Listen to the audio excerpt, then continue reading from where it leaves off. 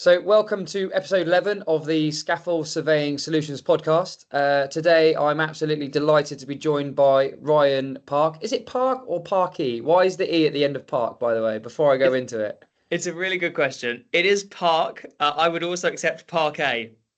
Parquet. Wow. Okay, I'm going to go with Park because I'm not posh enough to say Parquet. Yeah. And it'll get confused with Parquet flooring. So, today I'm joined with Ryan Parke, also known as the men's coach. So, Ryan is a TEDx speaker, specializing in how hormones, lifestyle, and goal setting can impact male health. Having created an evidence-based framework and his extensive coaching experience, Ryan works with industry leaders, international schools, emergency service providers, crikey, the NHS trusts, all who want to provide effective support for men and boys. His 12-week coaching program gives him the science-based tools to help them take control of their health, habits, and happiness. Obviously, alongside his real-world coaching experience, Ryan is also an international award-winning speaker, a professional member of the Professional Speaking Association. He's trained in mental health first aid, suicide first aid, and men's health champion with the Samaritans training in suicide prevention. That's a massive mouthful. Judging by that resume, I think hopefully you'll be doing most of the speaking today, not me. So obviously today we're going to be discussing a couple of different points, but it's mainly around testosterone, I guess, and how it's linked to being one of the biggest killers of men, and what you can really do about it. But so firstly, big thank you for joining me. Not really a topic I'm massively au fait with. It's never an area of my expertise, but something I'm quite strongly, I feel quite strongly about. But I guess I'll let you lead the conversation. But I think the best way to start is how did you get into this? For us, I've just gone through your credentials, which it's probably used about 25 minutes of the podcast already. Well, thank you, Rhodri. Brilliant to be here. Thank you for inviting me on to episode 11. I really appreciate it. And yeah, let me dive into what got me into this. So in June 2019, I bumped into a lady who I hadn't seen in years, and I was really excited to hear the latest about her son, because Jenny's son, Brad, was taller than me, more muscular, some would say slightly better looking. I know it's hard for you to believe, mate, but a strong argument could have been made. But the important thing to know is Brad had a fast car, big house, great job. Plus, he was a dad with a loving wife. And I like to believe at the time that I was on the same trajectory as Brad, but I was just a couple of years behind because of the age difference. Then I saw the look on his mum's face and I thought, oh no, what have I said to upset her? And Jenny said to me, oh my gosh, Ryan, you're asking me how Brad is. You don't know. Brad's taken his own life. Well, I was really taken aback by that, Rhodri, for a couple of reasons. One reason was, of course, the initial loss of Brad. I just wasn't expecting that. But the other thing that really took me aback at the time was up until that point in my life, I'd always believed that the reason why men might die from suicide at higher rates than women is because they don't talk and they don't reach out for help. And yet Brad was the most open and articulate man that I knew.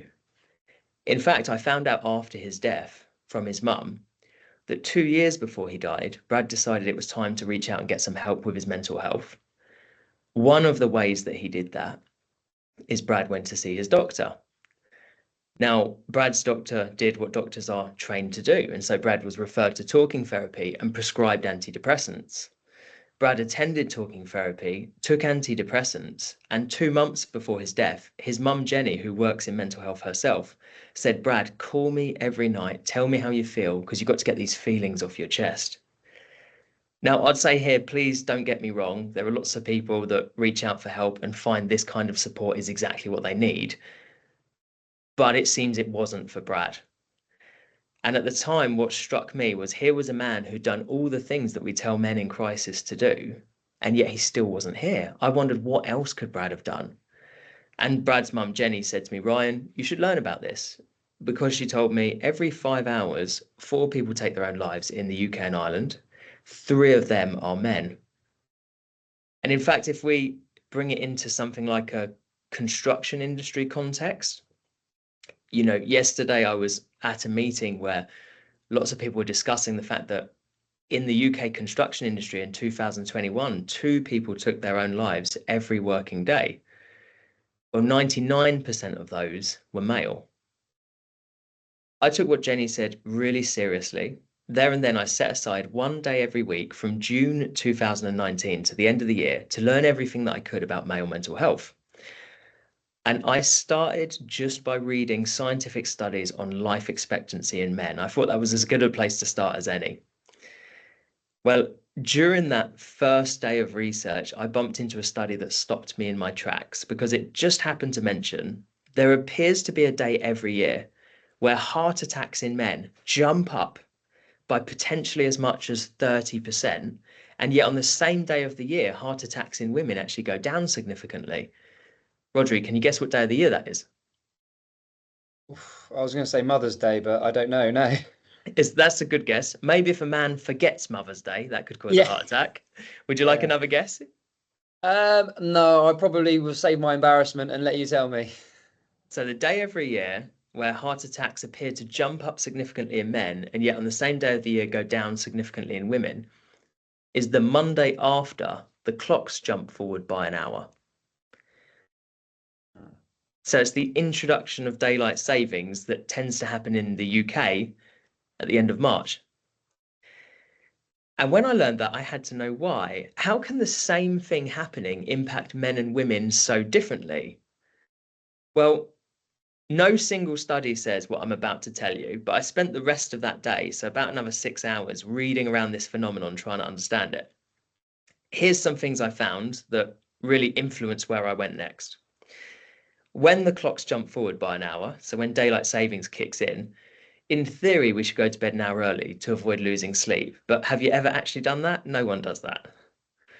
So when the clocks jump forward by an hour, it's like a mass science experiment where almost everyone loses an hour's sleep at the same time.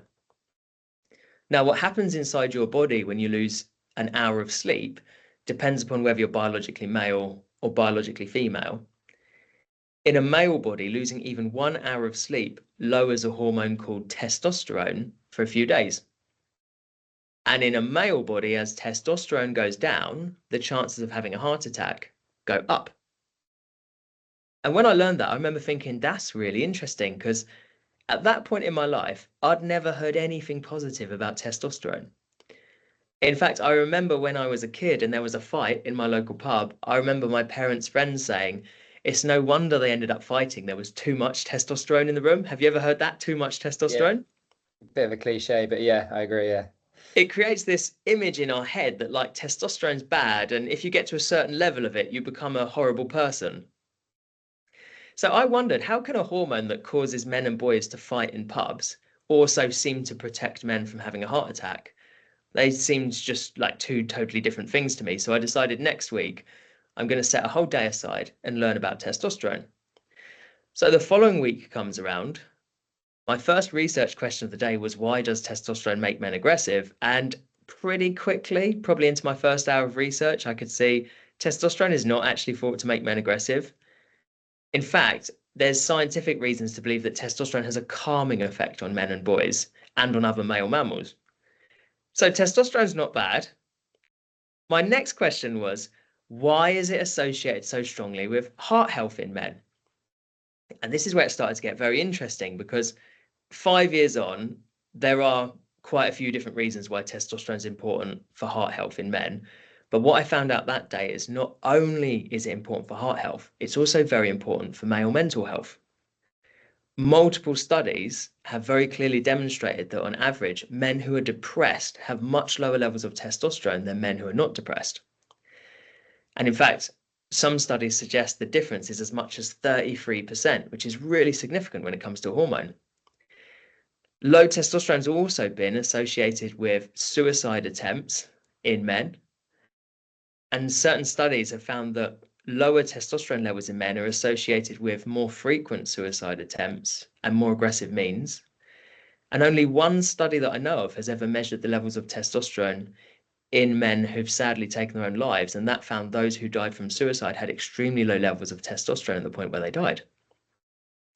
So when I learned this, I was very interested, because I had learned the previous week that the biggest killer of men in the UK and Ireland from the age of 18 to the age of 50 is suicide. And suicide in men and depression in men both appear to be linked to having a low level of testosterone. But I'd also learnt the week before that over the age of 50, the biggest killer of men changes from suicide to heart disease. That's not because suicide becomes less likely, it's just that heart disease becomes so much more likely. Well, heart disease is even worldwide the biggest killer of men now, I believe. And heart disease, heart attack, heart failure, and high blood pressure in men are all linked to having a low level of testosterone. Now, the next biggest killer of men over the age of 50 in the UK and Ireland after heart disease is cancer. The most likely cancer that men will be diagnosed with by a long way is prostate cancer. And multiple sources show that one of the single biggest indicators that a man will be diagnosed with prostate cancer is having a low level of testosterone. In fact, there's studies from America that suggest that if we screened for testosterone more often, we'd probably detect more prostate cancer earlier when it's easier to treat. So I always start with this story because it completely flipped what I thought male mental health was all about. Because I started out with these beliefs, these assumptions I'd never really questioned. Ideas like testosterone's bad and men just need to talk. And pretty soon I could see, hold on a minute, testosterone isn't bad. In fact, it's vital. And all the biggest killers of men in the UK and Ireland today are all linked to having a low level of testosterone. Now, at the time, I didn't know why. I know why now, but at the time, I just knew it was an association. Unfortunately, this is something that no one tells men. We're not made aware of this. And the other thing I could see pretty early on is it seemed too simplistic, that stereotype I believed before I started understanding it, the idea that men are dying simply because they're not reaching out for help or they're not talking. Because it seemed to me that there's a lot more to male mental health and male well-being than simply talking. No amount of talking is going to address something like a low level of testosterone. So that's what got me into it, Rhodri. Over the following few years, I put together a bit of a framework that I could use in my own life that addressed not only testosterone levels, but many other things. And now I'm really proud to say I've worked with amazing organisations, including NHS trusts, other emergency service providers, international schools, and brilliant companies just to help them with their well-being strategy, their ED&I strategy, their CSR strategies, really engage with the men in their team and improve their well-being. But yeah, that's what got me into it. Crikey, I mean, it's a really interesting story. I mean, I'll be open and honest with myself. I don't know if I've ever been depressed or anything like that, but I certainly do feel highs and lows. I don't know where you'd ever draw the line, or there's a definitive line as to define yourself as, depressed or whatever it may be. Weirdly, mine's often linked. I don't know. This probably falls well outside your study, but mine's linked to seasonal. So I think there's a thing called, is it SAD, seasonal adjustment disorder or something? Um, and I always, weirdly, I mean, I'm going way off topic here, but I always spend a lot more time in the gym in the summer, because it helps me set my mind right. If anything, it's not necessarily something where I go and talk to people because I don't really have anything to talk about. I don't know why I'm having a bit of a low, or I don't really explain why I'm having a bit of a high. But it's interesting when you're talking through stuff like that. It did kind of couple of couple of pieces in my head clicked, and some certain things started to make a bit of sense, I guess. But talking around the well-being side of things, it's really interesting, particularly when we flip it onto kind of a perspective for a surveyor. So one of the times I was feeling particularly low was, I had a stint where I was doing survey. So I live in a really isolated part of the country in Cornwall. I live down in Penzance, and it's miles away from, the rest of civilization. Beautiful, stunning place in the world. But when you're a surveyor and you're having to cover a large patch, this meant that I was having to drive to, places like Plymouth and do like 2 surveys. And the problem being in the summer, that drive to Plymouth is 2.5, 3 hours. So that's 3 hours there, 3 hours back. So 6 hours of my day in a car, 2 surveys, which could be anywhere between 4 and 5 hours before I've even written them up. And then I'm back at home and I'm trying to get these out and work to strict timelines and deadlines, losing a little bit of my family life, and my work-life balance was a little bit uneven, should we say. Um, so well-being for me as a surveyor, that is a massive, that had a massive impact on my kind of lifestyle, and my general feelings inside and outside of work? Not really a question, that's more of a statement, isn't it? Well, it makes perfect sense. I mean, when we, if you want to dive into the key ingredients for a healthy level of testosterone, you'll probably see why that lifestyle, which is important, we have to, part of our well-being is making sure that we have the financial security that we need and that our family needs. We need to feel like an asset to others. But at the same time, we have to also balance that with looking after this amazing hormone system that we have, because the ramifications for not doing that are pretty severe. So I guess my next question is, we've talked about causes, not causes and such like that. But what can we do about it? I guess is the most obvious question off the top of my head. What can we do about it? Whether it be, we don't have to necessarily look at it as a surveyor, look at it as a man or a boy in general. How can we address this issue? Yeah, lovely question. That's also where my mind went at the very beginning of this journey. I was thinking, well, if this hormone is so important, what in the world can we do about it? So, first and foremost, what we've spoken about, these biggest killers of men and low testosterone. So far, we've only spoken about association, correlation, not causation. That's for another time. But what's really clear from loads of studies is if you're male, you really don't want a low level of testosterone. It's quite important that we address that. Now, bit of a disclaimer. Often when you hear people talking about the benefits of testosterone, they're talking about the benefits of taking testosterone. And that can be required, that can be necessary for some men or for some people. But when you hear me talking about the benefits of testosterone, I'm talking about the benefits of a man making it in his own body naturally. And if you know how to do it, you can really quickly, naturally, and significantly boost testosterone levels. I've got my own levels and the testosterone levels of hundreds of men I've worked with over the last few years that have shown me if you know what to do, you can change testosterone levels very quickly. The first thing we have to do, though, is we have to address, I don't know if I'd go so far as to call it a myth, but there's an idea which is very limiting for men, which is you'll often hear people say that the biggest factor when it comes to testosterone levels is age. And I always hear that testosterone levels tend to fall off a cliff at about age 30. And sometimes we hear phrases like male menopause or menopause or andropause, which gives you this idea that there's something inevitable about low testosterone. But actually, all the most important factors for testosterone are lifestyle factors. And I've worked with men in their late 50s who have higher, healthier levels of testosterone than men in their late 20s. And you can see very quickly why when we start looking at their lifestyle and even when they join the call. So, should we do it? Should we thrash out these key ingredients?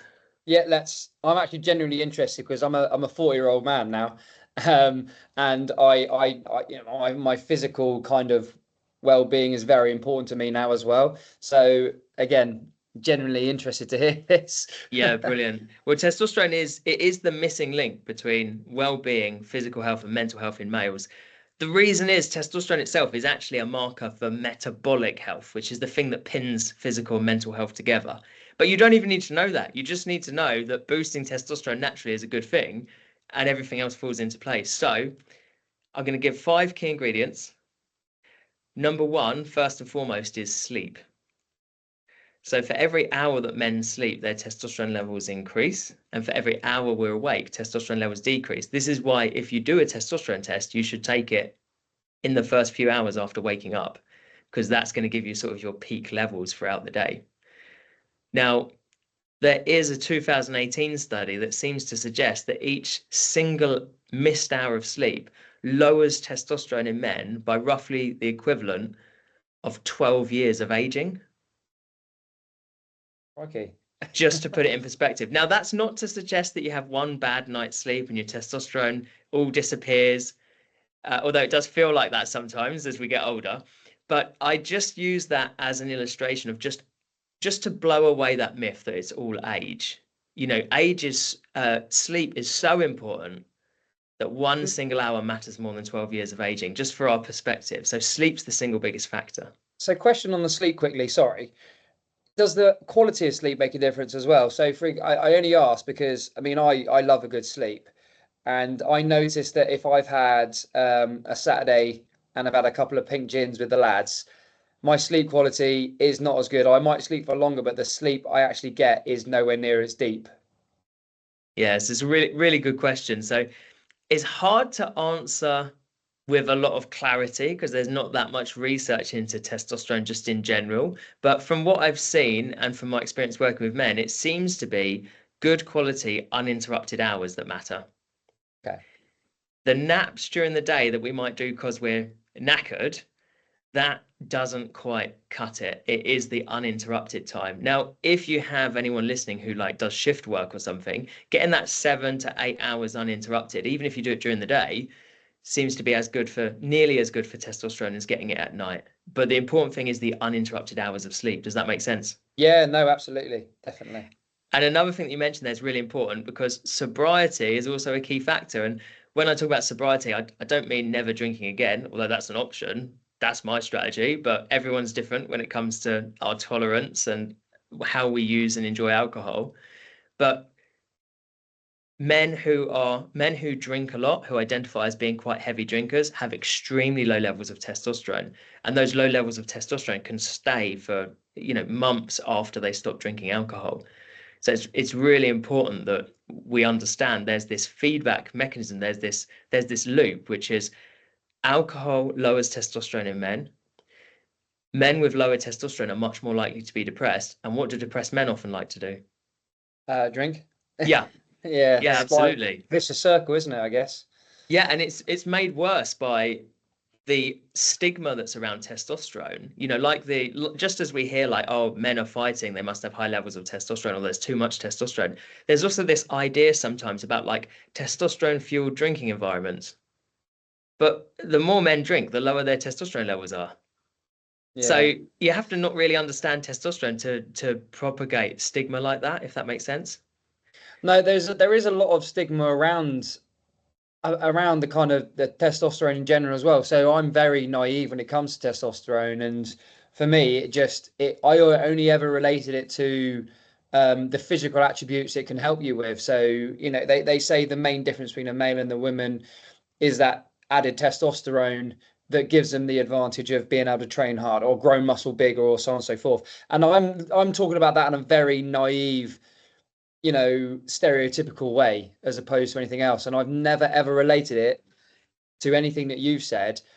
And I've never even given it thought as to where it comes from and how you can increase it or decrease it. Yeah, and that's a really normal approach. I mean, my wife Emma's a pharmacist.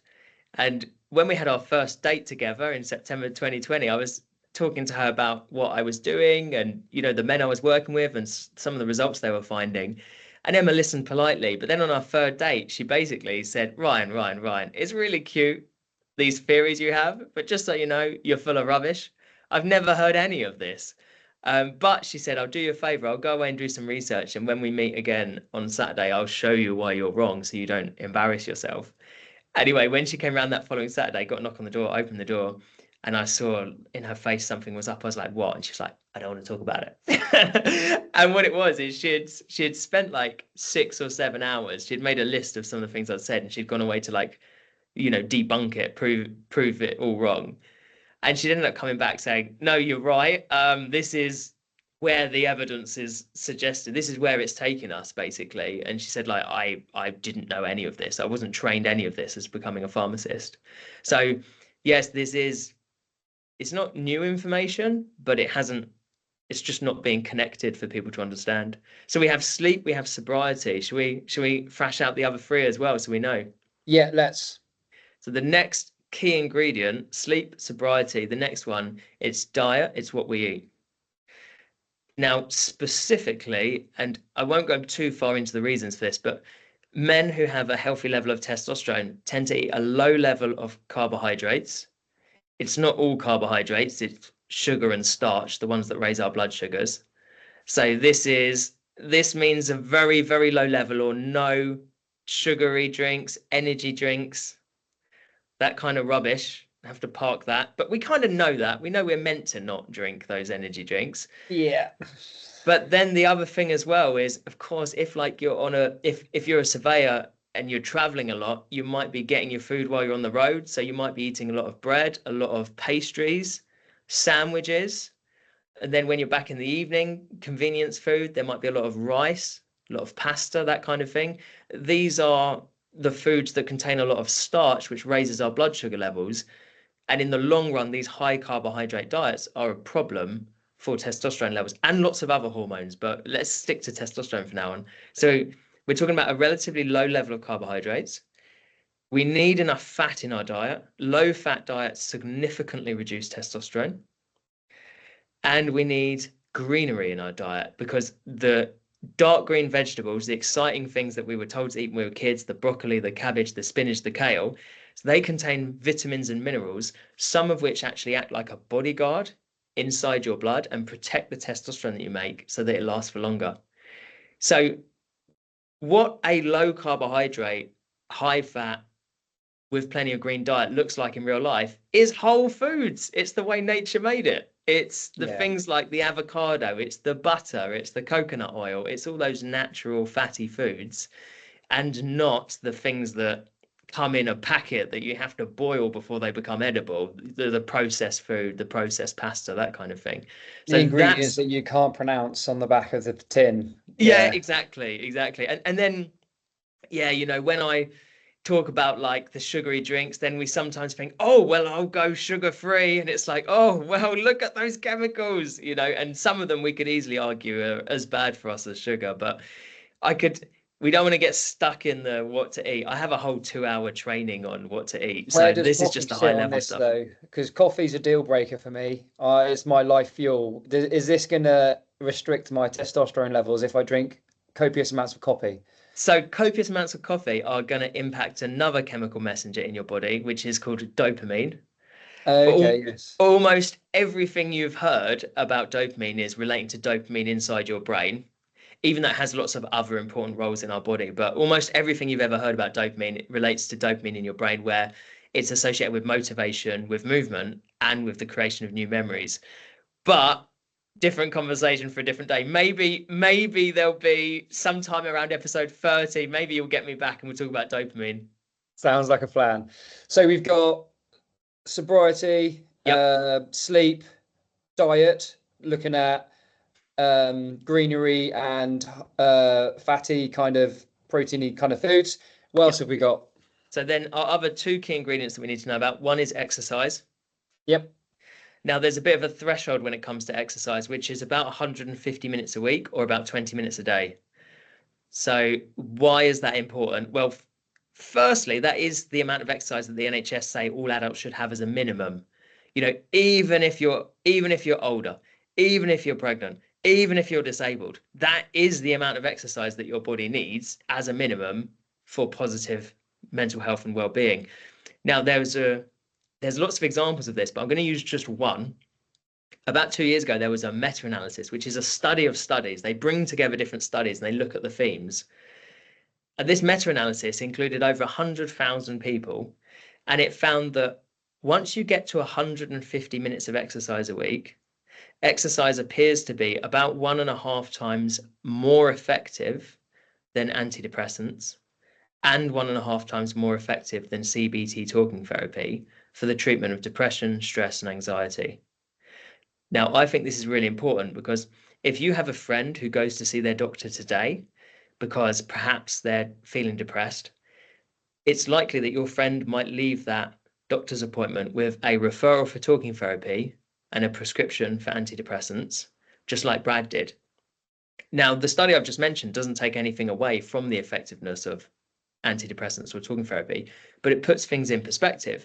And your friend who's just done the right thing, reached out for help, still might not yet know that the single most effective thing that they can do is something that has no waiting list, no lead times, no side effects, no cost, is to put on some comfortable shoes and be physically active for about 20 minutes a day.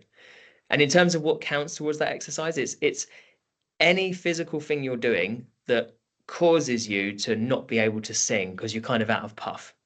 Okay. You know, you can still talk, but you wouldn't be able to sing. If you can sing while you're doing it, you're not exerting yourself enough for it to count as moderate intensity exercise. And then we have one more key ingredient. Now, there are lots of different deficiencies that are associated with low testosterone in men, or with testosterone not being able to do its job properly. But probably the most common is a lack of vitamin D. Is that the sun one? Yes. Yes. I'm sure it's not called that, but yeah, no. The sun one. Yeah. Yeah. Well, arguably its name's wrong anyway, because it's called vitamin D, but it's actually a pro-hormone. Just when it was found, they thought, oh, it's a vitamin. They didn't realize that we make it at the time. So it's a pro-hormone that you can get from food. So D3 is the one that animals make from being in the sun. Now, like testosterone, D3 is made out of cholesterol. And vitamin D3 has loads of important roles in our body, but one of the things it does is it actually helps with the manufacturing of testosterone. So men who have low D3 tend to have low testosterone, but high levels of the raw ingredients needed to make testosterone, like the production process is backing up, basically. Now, D3, your body is very efficient at making it. During the summer months, all you probably need is about 10 minutes of midday sun, especially in Penzance. Beautiful. But but during the winter months, you might need as much as 2 hours of midday sun for a healthy level of vitamin D3 because we wrap up more warmly and, Cornwall weather. Lack of sun. Yeah. Lack of sun. So actually, most of us can't get that because at midday we've got things to do. We've got to work, for our well-being, as we've spoken about. That's also important. So many adults around the world are D3 deficient. Our NHS recommend that most adults would probably benefit from supplementing vitamin D3 throughout the winter months. But there's something that many people aren't aware of, which is D3, like many other important vitamins, is actually fat soluble, which means it's absorbed in fat. And it's been found through studies where some people took an enormous dose of D3 with fat and some without. If you don't have enough fat in the meal when you take the supplement, you don't absorb any of the D3. Okay. So based on studies, you need to have like at least 25 grams of fat in a meal to absorb vitamin D3. But most people don't know that. So lots of people are probably taking vitamin D3 supplements, but not getting enough fat in their diet to, number one, absorb the D3, and number two, make a healthy level of testosterone. So understanding how these modern diets are impacting our hormones is really important. And when I saw that list for the first time of key ingredients for a healthy level of testosterone, and this was after months of putting, different pieces of research together. But when I first saw that list, I remember thinking, oh crap, because I knew Brad and I know that, yeah, he did all the things we tell men in crisis to do. He reached out for help. He went to see his doctor. He attended talking therapy. He took antidepressants and he called his mum every night and told her how he was feeling. But no one that Brad spoke to seemed to realize that Brad was spending all of his time working towards the next deadline, finishing that project, burning the candle at both ends, trying to get everything done for the deadline tomorrow. And I knew him well enough to know that sleep, healthy diet, exercise, sunshine and sobriety, they just weren't on Brad's list of priorities. And I realized at the time they weren't on mine either. And I came to believe that sometimes it's trying to be a man that kills a lot of men. It's really interesting. So I'm a rugby player, believe it or not. Even at my age, I'm still playing, and I would say rugby is one of the sports that you would automatically, taking testosterone as that cliche that we've obviously talked about, is probably one of the first sports you'd link to high testosterone in rugby players. But ironically, they probably go against everything that you've just said. So rugby players, when they're in their 20s, they drink a lot. They probably don't get a lot of sleep because, they're playing rugby, going out, then getting up early and working. Their diets aren't great. I promise you, I've been there. I mean, unless you're a professional sportsman, if you're just an amateur rugby player, their diets aren't great. Yes, they'll get a bit of exercise, but again, it's not probably to the levels that is required. Which I think is quite ironic. But flipping it more back to the surveying side of things. So I'm going to try and summarize. If you're a surveyor and you find yourself feeling, again, I won't define where the levels of depression and stuff are, but if you're having, I call it like I have highs and lows. If you feel yourself in a bit of a low, you need to take into account those things. I mean, it said when I was driving and doing those, 6-hour round trips to Plymouth to do some work, doing it 2, 3, 4 times a week, my diet was awful. I was waking up at 5:30 in the morning to make sure I can get to the first appointment by the required time. Um, I wasn't drinking. I'm not a heavy drinker myself, but sleep wise, I wasn't getting what I needed. My diet was awful. I was getting meal deal from, sugary drink, a sandwich or a wrap, and a packet of crisps for my lunch, Yep. which is really bad now you've said it. And because I was doing all that, waking up early, getting back late, doing work, I didn't have time to exercise. So I'm kind of personally putting all the pieces of the puzzle together and realizing, crikey, no wonder I was feeling low, because obviously everything you've explained about the testosterone levels and all that all points to the fact that, and also it was in the middle of winter, so I'm stuck in a car driving. I'm not getting vitamin D. I've got a poor diet. So 4 out of the 5 things equals me feeling low. But then flip on its head in the summer. Last summer, I've spent a lot of my time where I've got a slightly different kind of line. I do less surveys and more kind of administrative kind of stuff nowadays, which is cool. But I make sure in the summer, because of where I live, I can walk to the beach in, oh crikey, it's about 30 meters away from my office. Wow. So I make sure I'll go every lunch. If the sun's out, I'm off on a walk. I've got a little portable coffee machine. Another conversation, but I make sure I get the exercise, I get good sleep, I've got a good work-life balance, and I don't feel like those lows anymore. I feel high. I go to the gym, I get exercise every day. Some say it's a midlife crisis, but if anything, it's a decision I've made to not based on anything you've told me, but all of a sudden I'm understanding why I was feeling low then, and I don't feel that same feeling now. I have stresses, don't get me wrong, but it's generally a really interesting conversation. So for surveyors, if you're having any of these kind of like low feelings, or you're just finding things hard and you're a bit down, I guess is the best way of explaining it. I said I've never really tried to define where that level of depression is defined at, but I'm assuming that it's a spectrum, I guess. So if you're feeling at that point, you need to take into account some of those 5 things, which I'm going to try and rattle them off again: sleep, sobriety, diet, exercise, and vitamin D. Is that all right? Yep. Well remembered. Cool. I didn't even put notes down now. I remembered that. So my dopamine levels aren't that bad. So that's my summary. Have you got anything you kind of want to conclude with, or any advice off the back of what you've said, or anything like that? I'm just aware of the time, and I don't want to rush you off. I could speak to you for another hour if I could. But yeah, have you got any kind of final thoughts or a summary you'd like to kind of wrap up with? I would say one thing to just reiterate is, some people, when they hear these kind of conversations, get a bit panicked or excited that we're talking about this rather than the kind of general method of support. And we're really not. Nothing we've spoken about in this session today is an alternative to talking therapy or to going to seeing your doctor. But at the same time, those things aren't an alternative to actually looking after yourself. And actually what we tend to do, and especially what busy men tend to do, that I've seen a lot in the last couple of years, is there tends to be an expectation that, if we go to someone else, they give us the solution and then we can get back to our busy lives. And we're missing out the fact that if we don't look after our body and our brain, it does have these serious ramifications. So yeah, I would say nothing we've spoken about here. Looking after yourself is not an alternative to reaching out for help, but reaching out for help is not an alternative to looking after yourself. You actually have to do both, and you have to balance it.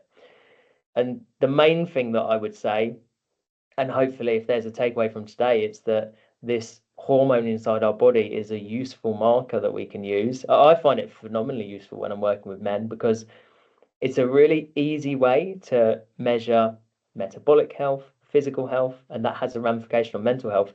And it also motivates men as well. And the last thing I'd say is, everyone's different. What works for one person might not work for another.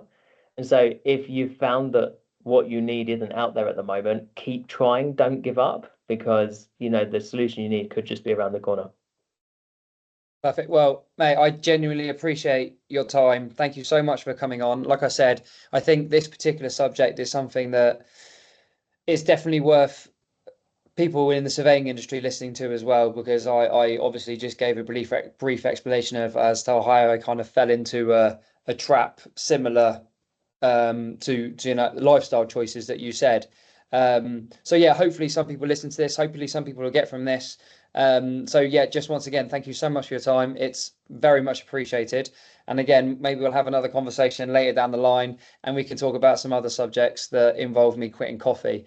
But thank you so much. It's been an absolute pleasure. Thank you, Rhodri.